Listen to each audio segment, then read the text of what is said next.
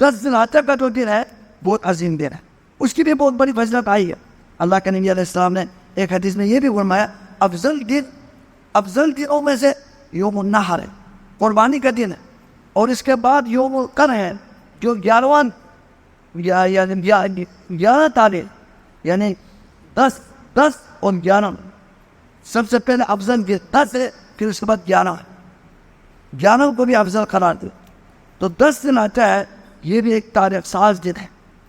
یہ ایک تاریخ ساز دن ہے۔ عید کا جو دن ہے اس میں تمام مسلمان عید کے لیے آتے ہیں، اکٹھے ہوتے ہیں، ایک خطیب امام وہ خطبہ دیتے ہیں، اللہ رسول کی باتیں سناتے ہیں، حضرت ابراہیم علیہ السلام کی جو تاریخ تازہ کرتے ہیں۔ اور ابراہیم علیہ السلام کون تھے؟ وہ اللہ کے ایک وفادار ایک نبی تھے، جنہوں نے ان کی جو پوری زندگی کیا ہے اللہ تبارک و تعالیٰ کو راضی کرنے کے لیے انہوں نے ہر چیز، مال و متاع، اولاد، سب کچھ اللہ تبارک و تعالیٰ کے راستے میں قربان کیا۔ صرف اس کے دل میں اللہ کی محبت تھی، صرف اس کے دل میں اللہ کی محبت تھی، کوئی دنیا کی چیز ہے کسی کی قدر و قیمت نہیں تھی۔ اللہ تبارک و تعالیٰ کو راضی کرنے کے لیے سب کچھ قربان کیا، اس اپنے آپ کو بھی پیش کیا، اور اس کو باقاعدہ انجینئر پر رکھ کر اس کو مارنے کے لیے اس بادشاہ نے تیاری کی، لیکن اللہ تعالیٰ نے اس کو عزت سے نوازا، اور اس کو جو نوازے میں جات، اور اس نے دعا کر کے آخری عمر میں جب اللہ تعالیٰ نے اس سے بہت ہی پیارا اس کو بیٹا دیا،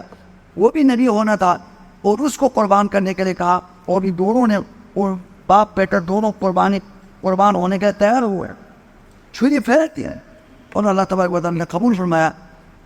اور اللہ تعالیٰ نے ان دونوں کو ان کی قربانی قبول فرمائی، اور اس کے جگہ پر ایک دمبا وہاں لایا گیا، اور ان کو اس کی جگہ پر ذبح کرنے کا حکم دیا۔ اب یہ جو قربانی کا جو ہے یہ ایک پیغام ہے کہ ہم اپنے آپ کے اندر جو جتنے خواہشات ہیں، دنیا ہے، مال و متاع ہے، اولاد ہے، تمام محبتوں کے اوپر اللہ تبارک و تعالیٰ کی محبت کو اور اس کے رسول کی محبت کو اور دین کی محبت کو آگے کرے، مقدم رکھے۔ جہاں ہمارے دین کے جو مسئلہ آتا ہے تو ہمیں دنیاوی جو مسائل ہے، ہمارے خواہشات ہیں، ان سب کو قربان کرنا چاہیے۔ یہ ایک پیغام ہے، تاریخ ساز دن ہے۔ 10 ذی الحجہ جو حضرت ابراہیم علیہ السلام نے جو قربانی پیش کی تھی، اس کو اللہ تبارک و تعالیٰ کو یہ قربانی اتنا پسند آیا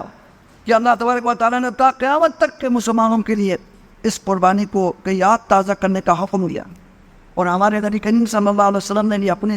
زندگی میں مدینہ میں جب بھی آپ مدینہ تشریف لائے، آپ نے پورے جو 10 سال ہیں آپ قربانی کرتے رہے ہیں، اور تمام مسلمان